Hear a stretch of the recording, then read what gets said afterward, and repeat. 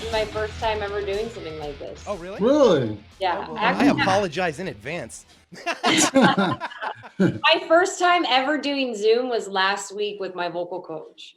And it was like the first time. And I was like, I was doing all these things in the camera and he's all, what are you doing? I'm like, I'm practicing for my show on Wednesday. How does that work for like vocal training or any kind of music training? Like does the latency in Zoom cause issues, or do you guys just take turns? No. Well, I went back after because the album's done. Like I went to vocal classes before I recorded vocals just to get refreshed and warmed up and doing the screaming stuff on the album. I didn't want to ruin my voice. So I went back to him the first time and he was wearing a mask and a wall between us. And like when you're taking vocal classes, you have to look at the person's mouth. So, and he was wearing like this sock thing and it just was like, it made me laugh. So I had to, the Zoom is actually working out because we don't have to wear a mask. So we can see each other's mouths on the techniques. So it's cool. I was going to say, I would think the mask would suck too. Because like you said, you have to see how you're like, Yeah. I'm not a singer, but your tongue has to be certain ways and, you know, enunciate and all that stuff, right? Yeah. And it's cool. Like I don't have to leave my house and I like being at my house. So it's another cool reason to stay here and be productive. Not going to lie, looking at your house, I'd love to just chill out there too. It's like such a chill looking place, man. Give you the tour. Ooh, get the tour. Oh, look at that. Oh, look, there's a tour. There's a cool Chris Cornell painting on the wall. Oh, nice. Are you a fan? Oh, wow. I am. And she actually did my album cover too. It's right up above the top there. Wow. I was going to talk about the album cover too because I thought I was going to say it looked like a painting. I'll put it up on the screen too because it's really a cool. I can always take it off too, off the wall. No, you don't have to. I can bring up and just bring up a picture of it. We do post-production, crazy stuff. There's no need to rearrange your whole apartment or house or, I don't know why I said apartment. There's no need to rearrange your apartment. No, everything's in perfect place. I'm not gonna. Yeah. If you saw the light that was around me minus this, like I just have to make this square look good. Everything else. Yeah, we can't give you a tour. I refuse. That would involve like cats and other things that might creep you out. I don't know. And putting pants on probably. Yeah. Another plus to Zoom. It's like, oh, I got to get ready. Where's a t-shirt? And you're done, you know. Right. You're done. Well, I will hope a little bit more than that. But anyways, you know, Sarah, you know, I'm really curious. It's funny that you have Chris Cornell up there because I'm a huge fan. And obviously I'm a singer, so he's one of my influences. And you mentioned, yes, he's one of yours. I was wanting to delve into that a little bit about your influences because I find I did a little bit of a dive into your music and I really liked a lot of it. But I really got into the I don't know if it's the most current track, but you have a video for it and it's very kind of like Tool and Godsmack-ishy. You know what I'm saying? And you guys are like twirling fire sticks and you guys all look badass like you're in some superhero movie. And I'm just like, holy shit, this is sick. Thanks, dude. Thank you. Yeah, I really dig the song too. On top of everything else, I thought the song was really good. I've got a few questions for you. But anyways. Hold that thought, Ralphie. Ladies and gentlemen, welcome to A Lot's Happened Since Yesterday. A lot's happened since yesterday. And I just remembered, oh shit, we probably got to introduce Sarah and let people know who we're talking to. Sarah, how are you doing? Hi. Hello. Sara Baldwin is our guest today, ladies and gentlemen. If you haven't heard of her, what the hell? Get on it. Ralphie, back to your questions, brother. We need to know, but Sarah is with us. She's a musician. She's awesome. And now back to our conversation. You were saying, my brother. Yes, absolutely. What's up, people? I'm Ralph Buso, and our guest today is Sara Baldwin, and I think she's on fire. I think she's hot. I think she's got what it takes to bring back some of the music that I love. Because I got into like Godsmack and Tool and Disturbed and Shinedown and Seether even going back to Chris Cornell days, you know what I'm saying? All the stuff that he did, he was an Audio Slave and Soundgarden, and those were great bands. You know what I mean? In my opinion. So you're bringing back kind of that sound, and I dig that. So, man, thank you for saying that. I appreciate that. You named a lot of bands that, you know, are part of who I am. So, as a musician. Are those your main influences? Did I kind of hit the mark for the most part, or? You know what? I have Tools. Definitely. You know, I'm known for just like in high school, every day was a Tool shirt. I was, you know, been to over 30 shows, finding my way, making my way through the backstage, sneaking in, and Deftones and Snot and the Melvins and Thrice. You know, but I love everything. I love like Nine Inch Nails, Massive Attack, Portishead, all those like. Oh, you like Portishead? I like Portishead. You know, it's heavy music. If you really listen, it's dark. It's not fast, but it's got that heavy, makes you feel. You know, and I'm all about that. Yeah. I was working at a record store when I was like from 17 till 20, and it was a used record store. So it was like my stack of CDs always to buying was like half of my paycheck every week, and just collecting and like looking through new artists and finding like the cool shit, you know, doing my research. Right. So how do you feel about the digital versus the old school, like physical, tangible CD? Well, I mean, it's nothing beats the experience of going to a record store, and like, especially a used record store, and you just see a CD that you think looks cool and you get to go listen to it and, you know, and do the footwork and actually get outside and like go with a friend or go by yourself. It's more accessible, which I like, but, you know, nothing beats that feeling of going to wait in line for a show, you know, and being like more of a dedicated fan, you know, looking through the artwork and looking through who, if they had the lyrics in there, or seeing who produced it or where they produced it. So now it's just like, you know, here's the song, right? You know. Well, So and the artwork, it back in the day, you know, like you said, you go into the store and you would buy a CD just as, who's this dude? This art resonates with me. I need to know more. You know, I mean, let's be real. That's what got me into Iron Maiden. You know, seeing Eddie, I was like, are you kidding me? What is this? I need to know. It's odd though that as big as like comic book collection is, and collectors, and I mean, I'm a collector. I got a big old freaking hammer right there. I'm a collector, and yet people don't want the art on their walls, and they don't want the CDs. You know, you'd think that would still be a thing. And well, I still have all my CDs themselves. Unfortunately, I don't have the cases, but I love the way it looked. Like if I had all my CDs, it would definitely be displayed in here, because, you know, I just remember like when Clutch came, when I first heard Clutch and Snot, and like just turned like gritty, like dirty, like badass rock. I was just like, yeah. And I felt like looking through, like, yeah, I own this. And I was like, put it on a wall and be like, put it on a wall and be like, that's mine. Or if you got really like the special edition, you might get a poster out of them or something, you know. And now it's right. Like, oh, you get those magazines back in the day too, you know, delivered, and waiting for that who's in the center of it. So it all is like, you know, goes back to going out and doing the footwork, or going and ordering stuff off those band magazines where you can like get merchandise. That was fun. That was a lot of fun. So how's things going with you as far as right now that you can't do any kind of touring or any playing out or anything? What are you doing to make up for that? I know you've got a release coming up. Right. You know what?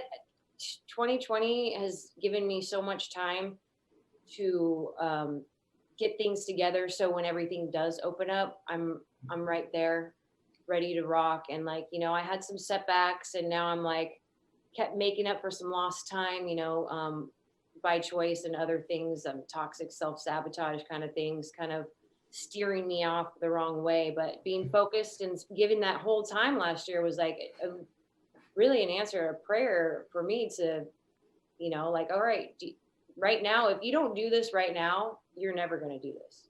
You know, like get in the studio, do whatever it takes, knock on some doors, do your work, you know, be disciplined and consistent. And it's really just helped me shape of who I am as an artist. That whole year was just like, all right, let's get them. Let's go knock them dead, you know? And I revisited some songs that I wrote a long time ago that were on my SoundCloud page.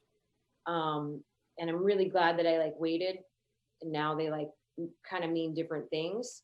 So it's cool. And then the musicians that I have that I'm working with are just like top notch, like some of my favorite musicians. So I'm really excited. Yeah, because I was gonna discuss that, because I had written down, I wanted to get into a little bit about your style, because you were your EP, which is Reach for the Sky. Yep. Available now, go get it. Compared to what you've written recently, it's a little bit different. So you've molded a lot over the year. Like this year has been very, very molding for you. It shows in a good way. That's not knocking it, but all your music is great, but you can just see the progression into a little bit more heavier, dare I say, a little bit more pissed off. I mean, no, feisty. Yeah, there you go. We'll say that. Yeah. But you know what's crazy is that my first EP, those were all new songs, and I wanted to do an album with an acoustic guitar, because for the longest time I was living in the mountains and just experiencing music in its simplest, rawest form, and you know, being able to sing and play at the same time and learning that. And those, when I booked studio time to do that album, I didn't even have the songs ready. I was like, all right, we'll be here on this date and we'll do 5 songs. And I was like, I better get to work. So I like kind of wrote songs that I was living from the mountains. And the new stuff on the new record is actually stuff that I wrote 10 years ago. I'm revisiting myself, actually, you know, before I got into living in the mountains and, you know, going on this crazy, chaotic, self-sabotaging downward spiral, and, you know, channeling that girl that was doing that then, but got distracted. But I really like the heavier stuff too. But the acoustic stuff holds a close place in my heart, because it just reminds me of starting over again. Well, and that's what I was saying. I wanted to make sure I wasn't saying it was better or worse. It was just a definite, like, okay, she went a little darker now. Like the last few videos, they're great. Like the one Ralph was referring to with the, you know, you guys are doing the hand drums and just hammering it. And I'm like, okay, I see this. Well, I was gonna say too, that was one of my things I was gonna ask you with the lyrics in that. Is that your current view on things? Because you're saying there's no turning back now, and I am not afraid, right? So that kind of sounds like what you were just talking about right now. That you went through some dark, you know, downward spiral, and you know, now you're coming out of it, kind of. But that to me sounds like describing what you just said. Is that pretty much it? It's full on, like it can mean a lot of things, obviously, depending on how you're looking at it. But since we're on the subject of actually why I wrote it, you know, and you know, the beginning is like, let nature take its course, stop violating the source. It's like kind of like my way of saying, wow, you know, like, why would I even question nature or the higher power of what I'm doing here? Just let it take its course, you know what I mean? And stop violating everything, that the gifts that we've been given to ourselves. And just kind of like, you know, and in the last year, through this whole journey or 2 years almost, that I've taken myself on, as far as like a new path and sobriety and faith. I get a lot of messages from people that I know and don't know, that, you know, saying that I inspire them and that I'm helping them through their struggles. And that means so much to me. And now I'm like, all right, well, now I can't turn back, because I have people counting on me, you know, and I want to be a good influence on people. And I want to use what God has given me and use it in a good way. I'm getting all teary-eyed right now. I'm just, I just want to be able to, you know, utilize my voice, if I'm heard, to be a good influence on the world. So yeah, no, that's the way it should be. I think that is, for most artists that are truly passionate about the music, that's what it is about. I don't think the commercial side of it ever comes into play if you're super passionate. I think even though you may understand it and go, okay, this is the business side of it, and I kind of have to go along with it to a certain degree, I don't think you ever completely give in. I think that there's always something there. And that's why, you know, I mean, it's easy for me as a singer and a lyricist to say I like lyrics, but it is kind of what brings it out for me. The music, it paints the picture. It paints the scenery in the background, and then the lyrics kind of bring the story to life. I love that. Yeah, so for me, that's what this video did for me in this song. And I kind of started thinking about it. I'm like, it's too bad that we don't have like the way it used to be, where even before the pandemic, I remember, you know, there was a big fire. I think it was a Great White Show or something like that. Yep. In New York, right? Something like that. And then after that, man, they couldn't use pyro and fire anymore at clubs and stuff. It had to be all outside events, and you had to have all these license and stuff like that to get it going. And it became very problematic. But, you know, for smaller bands like your band and my band, that would be great to be able to do that kind of stuff. And you proved you can do it in that video. Mm-hmm. So imagine if you'd be able to do something like that on stage. You'd wow people. You would wow people. People would be like, wow, I wasn't expecting that. I would love to. And I have a lot of fire dancer friends and circus performer friends. And I love that world. And I got into it, you know, with the drum circles in Venice Beach, and like just, you know, popping in one of those and staying till the sun went down. And I always was like, wow, I want to do that. So I just ordered some fire staffs and one day, and I was just teaching myself how to play. And every time I go camping, I'd have my guitar, my fire staff, and the drums. And I'm like, one day I'm going to make a video like this. And then there we are there. And you know what, to be honest, it was a pain in the butt to try to get permits to have fire dancers. It was quite challenging actually, and expensive. So I can't imagine what it would cost, you know, what it does cost people that use fire for live shows with that many people. Cause just with the small amount of people I had on set, it was challenging, complicated, and expensive, but totally worth it. So totally worth it. You guys totally pulled it off. You guys totally deserve way more views and more followers than you have. But so my thought is, do you have a plan for that? Because it sounds to me like you probably have a plan. Well, you know, I have a plan. I haven't gotten any like management company or anything like that to try to push. You know, I'm just kind of doing everything in small little seeds at a time, planting seeds here and there.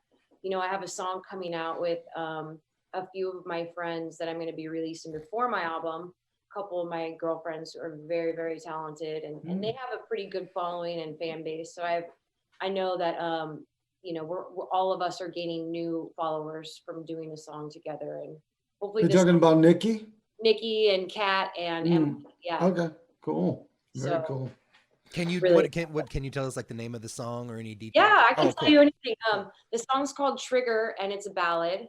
And my friend Kat, who I used to be in a band with, Kat, a long time ago, called Kill Slowly. It was me, Kat, and Nita Strauss, and Kirsten, girl Melissa, singing.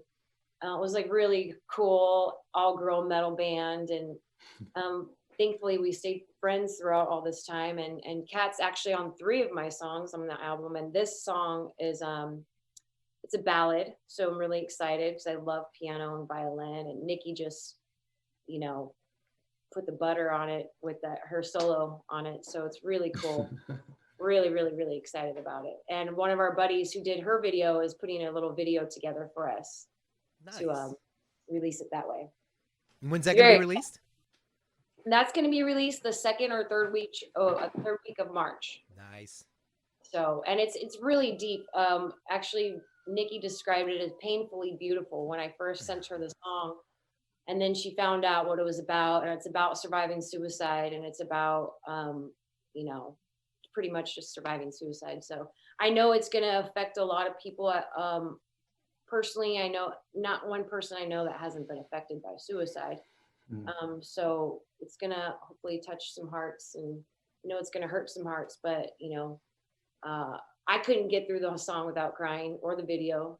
It's a very real song for me. And so I'm putting myself in a really vulnerable position, but I'm very comfortable with it because I have some these beautiful, strong women to just like, we are here for you, and we have felt like this, and we got through it, and look at us grow, you know? So it's really cool. That sounds very cool. I'd like to hear the song now. I really, you know what I mean? So you guys, are you making a video for it as well? Yeah, well, we all recorded videos with our cell phone, and then this guy is putting this really cool collage together. He did a video for Nikki's, I think, Divine Intervention video. He did that one. So he has a really cool concept. At first, I was just looking for someone to do a video, like put me playing at my house, you know, and each of us girls in a collage, kind of like the Zoom meeting almost. But after asking this guy, and then he heard the song and he found out who was playing on the song, he's like, man, I want to make a video for you guys. So he asked me to get some particular shots, and then he's making like a storyline out of it. And I'm really excited to see what he comes up with. So That's I cool. know it's gonna Very be cool. you know, So I know we kind of touched on this earlier, but I just kind of want to clarify. You don't have an actual locked in lineup band. You just kind of work with like players. well, I have my guys, my first pick guys, and the guys that played on both my records, and they're my studio musicians, I guess you could say. At first, I hired them for Reach for the Sky just to play on the record. And then, you know, the show came up, and then, you know, a video, I wanted to do a video, and then we went on KLOS, and then we got, you know, funded to do a full length album. And then they were like, whoa, shit, this girl is manifesting some stuff. Like, you know, they're like, let's do it. I'm like, I told them, I'm like, you know, if we ever get signed, I want to make sure that you guys are going to be the dudes, you know, but if I'm lucky enough, you know, but they're all working musicians doing lots of other projects. So they're definitely set the foundation in the stone, what sound I'm going for and what I expect, I guess, out of whoever's jamming with us. Right on. Cool. Well, yeah, I just wanted to kind of clarify that because I kind of noticed when I was watching the videos, looked like there were a few guys that were different. You know, I could be wrong about that, but that's what I thought. So I was like, kind of the bass player is different. The bass player is different, but this bass player, actually, I asked if, you know, if we were to get signed, if he would want to be in the band, and he was down for it. So.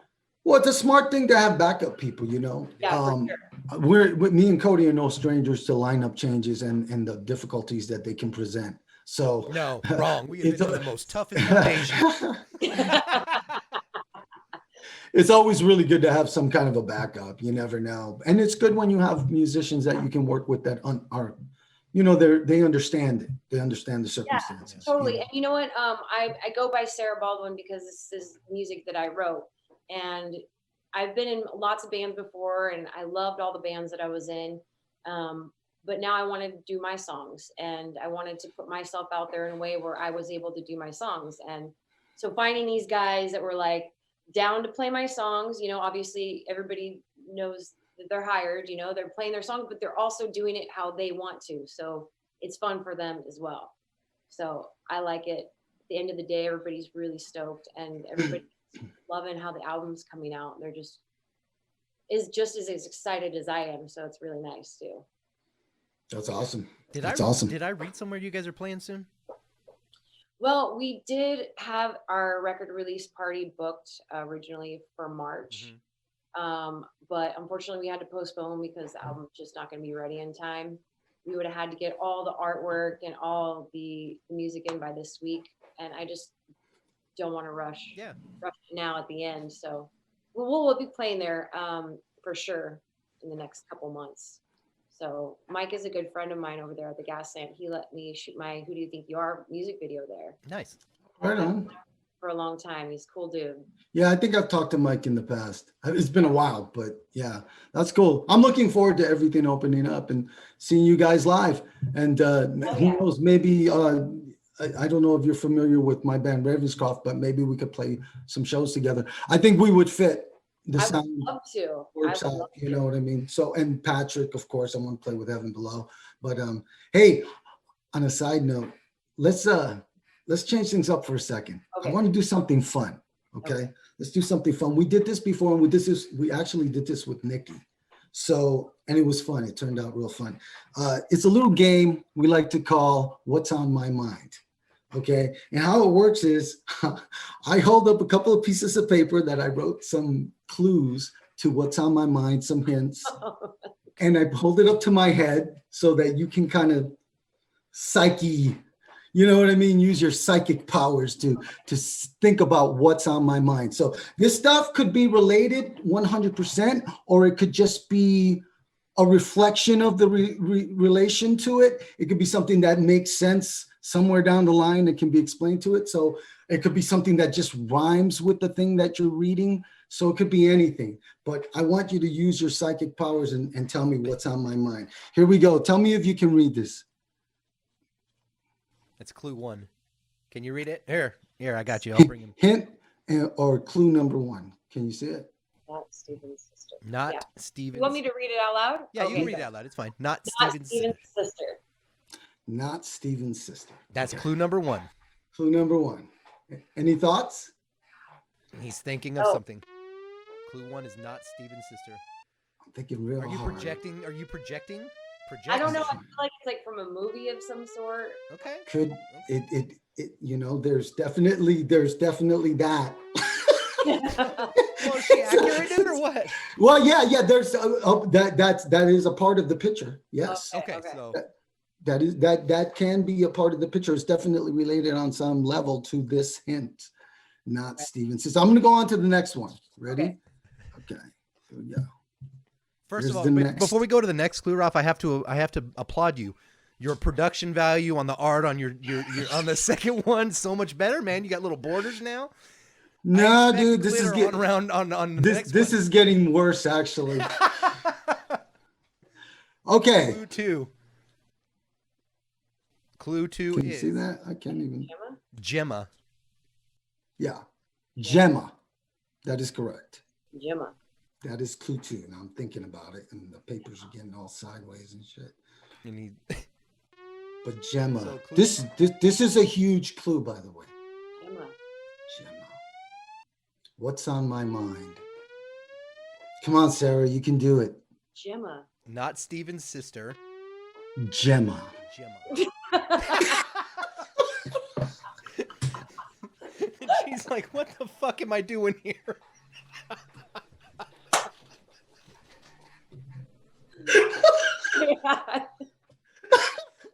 Oh shit.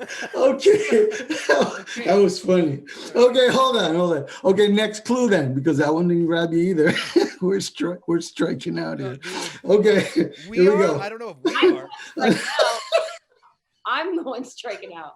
Another clue. Oh, no, it's not you, No, trust me. no, he's saying no. He's like, no, he is. Okay. All right. Here's 3. the other. This is a huge one also. Okay. That I know about. Married with children. You do. Okay. So think about this now. Kelly So, Bundy. huh? Kelly Bundy. Wait, Chloe. Kelly Bundy. So we had not Steven's sister. Who's the and Gemma. And Gemma. And married with children.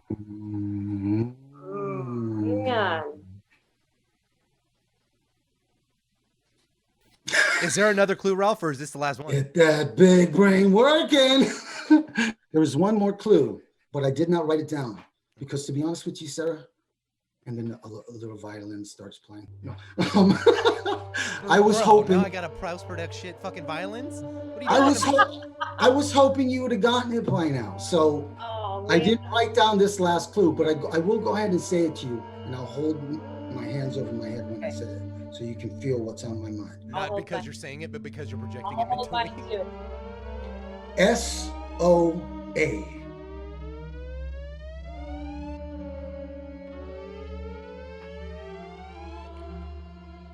You're right on. You're You're so right close. there.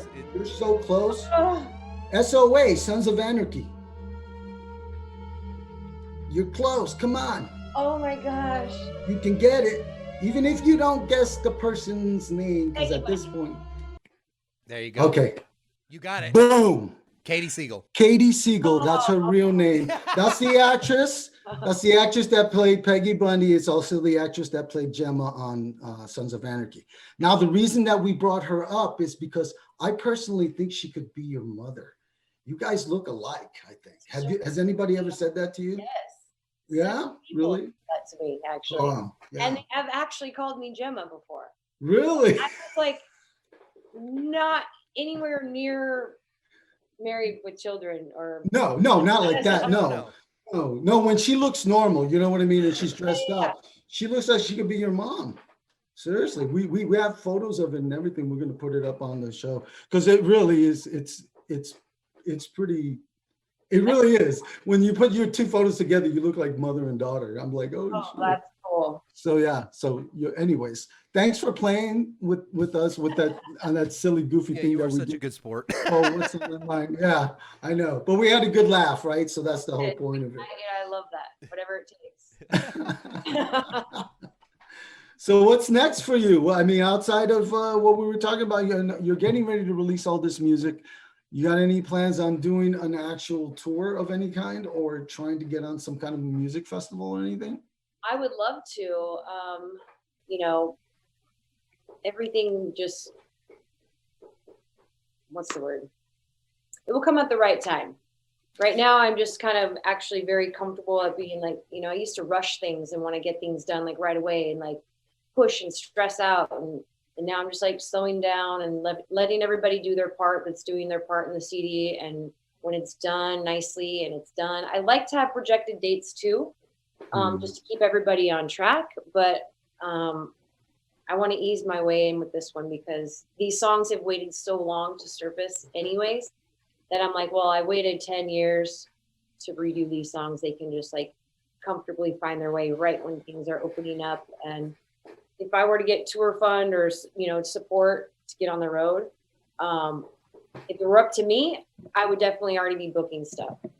But we'll just see what happens with, you know, the next couple months with these new releases coming out and hopefully a new music video for another song that's on my album. And, you know, just have fun and creating all this stuff because like making it is fun. And, you know, I want to appreciate that time that I have with it and really soak in all the things that go into play when you're doing something like this, from like the phone calls to finding the outfits to getting the right people that are part of the video and, you know, coming up with these ideas and then figuring out ways to make it happen. It's like, that's so much fun. And I don't want to like rush that and be done with it already too. Well, and isn't it nice when you sit and, like you said, when you wait for it to naturally and organically progress how it is, when it falls into place, it falls into place so easily when it's time. You just look and go, oh shit, we're here. Cool. What's next? Yeah. You know, and it really drives you to do more. And you don't realize you're working hard because everything is just, like you said, there's no stress behind it. You're not rushing it. You're feeling where it needs to go. And if it doesn't work out, you're like, fuck it, let's change it and move on. There's no wrong answer here.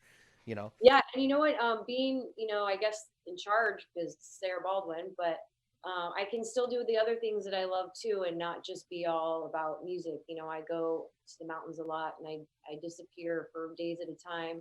And I don't want to lose that part of who I am either because that's part of my life and I love that part of my life. And so like, you know, being able to just go and do my thing and then come home and do my thing and do my thing here and do my thing there, everywhere, do my thing. That was supposed to be like a rhyme. You cut that part off, please. No, it was great. I'll put a little Muppet dancing across the stream while you do it or something. Oh, okay. Now, when you go up to the mountains, like do you go up to the Sierra areas or where do you go? I do go to the Sierras a lot. Mm-hmm. Just like, I know a lot of areas, but I know that there's also new areas that I don't know. So it's nice to go somewhere where I could go explore new areas and then also have areas that I know exactly where to go. If I'm like, all right, I know what kind of fish I want to catch today and I know exactly where I'm going to go catch them. And I know nobody's going to be there. So that's what I like to do. And then, you know, just driving through and just seeing all these great things that it's like eye candy everywhere, you know, and then just being able to like turn down and not hear anything and just hear silence and then just also repeat the songs, whatever music I want to hear, like go through old CDs that are blank and listen to whatever's on there and find some new shit that I forgot about. That's always fun. So I love that time. I love the drive there. I love right when I'm starting to pack. I love it. As soon as I get my fishing bag out, I'm like, ooh, it's happening. So going there keeps me, I don't know if it's like the balance thing, but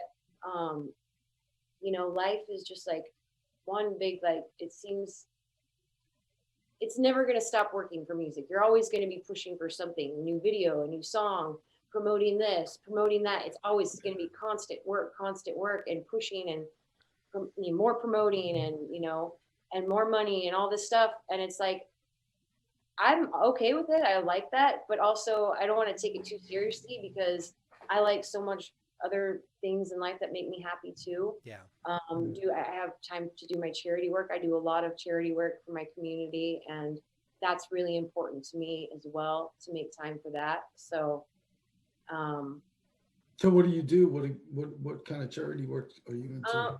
well, it started, my dad has a nonprofit called Smile Seekers, and it's in Riverside, and used to take troubled kids to convalescent homes and cheer up the old people, and then afterwards go feed the homeless in Riverside, and then my dad would feed all the kids that were volunteering. Oh, wow. Nice. And I would go help all the time. It's an amazing program. And then with COVID, we can't go visit the elderlies at the care center, unfortunately. But we do go feed the homeless still. And I was, surprising my dad all the time on Sundays, like, hey, I'm here to help. And then I drove around Long Beach. I'm like, man, I just got to start something here. So we did. And I put a posting on Facebook, and people made generous donations, blankets, and I had enough money to buy 30 pizzas, and we had shoes, pillows. And we went down there, made bananas, and people donated catering from their catering company, a big platter of food, and just going down there and like knowing these people by name now, and they wait for us, they line up. It's really humbling to, go home and shower after that and sleep in my bed and just like go, thank God. Yeah. Thank God. Yeah. That's crazy. That's awesome though that you do that. What, you have a personal website? I do. It's sarabaldwinmusic.com. Okay. And also you can find me on Spotify and Amazon Music, iTunes. Are you gonna put them like this on the screen? No, yeah, we are gonna got do that. excited I about was your cat. actually, no, that's not a cat. That's a dog. That was a dog? I hope that's not a cat. If it's a cat, Well, that's a in big in cat. my defense, if you see my setup, there is my camera is right in front of my screen, so I have to kind of look around to see everything. So, it is a dog. I just saw a black thing run across the. Hey, it's a pretty dog. Yeah, so you can find me on any of the live streaming, and then I have a YouTube page too. There's videos on there, and this will hopefully be added there too. So, If people just Google Sara Baldwin, can they find you, or do they need to like add in another word like music or something like if that? you add Sara Baldwin Music, you can find me. Actually, I did that the other day, and it came up artist, and it showed all my songs. I was like, Oh, nice. Okay. nice, Google. Cool. Well, that's what we want then. Working that algorithm like. I'll tell you that right now. I'm cool with it, and it's going back to like the tour things. If you know of anybody, or if anybody is watching this and want to have us jump on tour, I would love an opportunity to get out there and play some live music. And I want to introduce you to some people, actually. There's a reason that we have the people that we have on this podcast. So we all work together. We're all like a family. You I know love what I mean? That was the whole point of this shit. When COVID shut us down, man, Ralph, I mean, I've told this story until I'm blue in the face on the show. I'm never going to stop because it leaves a stick in my craw. But Ravenscroft released their album 1 week before they shut us down for COVID. So we released, and then it was like a week later they were going to have the CD release show. And it was through a label and everything. So, we were getting ready to push. And we met with them at the Whiskey in Hollywood, and we had a nice long conversation with the label owners, who happened to be some really good guys and guys that have been in this industry for a long time. So it was really cool to have that. But then nobody saw this coming. Like this time last year then, right? 100%. Yeah, It was almost a year. much. We released the album on March 20th. And the reason I know that's my brother's birthday. So we released the album on March 20th, and the CD release show was going to be March 27th. They shut us down on the 22nd, I believe, is when they shut down Cali. Yeah, I remember my release came out February 28th, and 2 weeks later we shut down, and I was just like, oh my gosh, if I would have waited just even 2 more weeks, all that, would have been like. Yeah, and that's pretty much what happened. And the reason I brought that up was not to be like, oh, gee, I mean, but the point is that's why this show started. What was that again? Oh, Jay. I don't know why you gotta judge me. I don't know why you always do that, but you crack me up when you do. But no. You got the sound, girl. It's no bullshit. Yeah, I for really real. appreciate that, you guys. Seriously, I really do. I feel like, I'm writing music now that I would listen to. That Reach for the Sky album, like it had to happen because it was just like a part of me that I wanted to I guess just go for it, and then like this stuff is like, this is more like this is what I listen to. I'm so glad you said that too, because that's the first thing. Honestly, when Patrick told us about you, Ralph went and hit you up, and like immediately he goes, check this video out. Swear to God, he goes, she found her sound, dude. He goes, I go, you can see the joy on her face singing it. He legitimately told me that. And I was you have like this look on your face. You're just like when you start singing that chorus, you're all, there's no turning back. You can see it in your face, in your eyes. You have like this little smirk, and it's just like, yep, she's got this. Yeah. She knows this is a good song.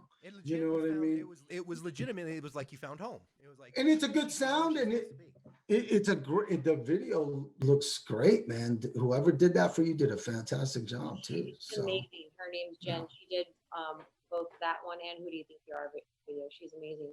It was fun doing, explaining to the guys like during the breakdown part, like what style I'm all, like Sepultura, Ankla, and they're all, oh yeah. So that was really fun. Like, so fun listening to it still. Like, yeah, that's the stuff right there. Because you have those little half step drops and those. You just like, I did the same thing. I got into that bridge section. I was like, oh, where did that come from? That my metal ear tickled a little bit, and I was just like, son of a bitch. I'm a huge fan of mixing the metal with the tribal drums as well too. So I think that was a good move on your part. So yeah. Anyways. Yeah. We definitely have to like hook some stuff up. We'll start introducing you some of the people that we know and kind of see what we can't make happen. Because I love that. I love to leave the house. So let me know. Oh, here's my other animal. Oh, you got a kitty. All right. Sweet dog. I might as well keep it up. That's a gorgeous cat. Oh my Lord. Yeah. No, absolutely.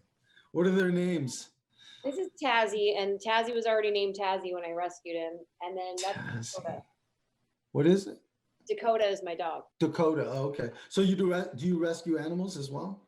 I do. I used to, when I was living in up north, I would help like relocate dogs, and for the longest time I was like, just one day I'm gonna have my own perfect dog, and I rescued her, and it was just like a match. Wow. My wife Lisa is really big animal lover. She's a huge animal lover, and she's into rescuing and stuff like that. So we got a ton of cats. I don't want another cat. That was a rescue cat too that I was holding on to. Yeah, it happens, doesn't it? And before you know it, you've got more than you planned for. You guys, it was so nice chatting with you. I felt very comfortable and fun. It was a lot of fun. I'm so glad. Same here, Sarah. It was great having you on. You're really nice, and like I said, you've got something. So let's keep in touch. And what's that? Oh yeah. Let's keep in touch, and thanks again for coming on the show. And we'll talk to you soon, okay? Absolutely. Sounds good. Thank you. Everybody, check out Sarah's work. Check out her music. Watch for more. And until then, be good humans. Take care of each other. Peace. Peace out. Bye.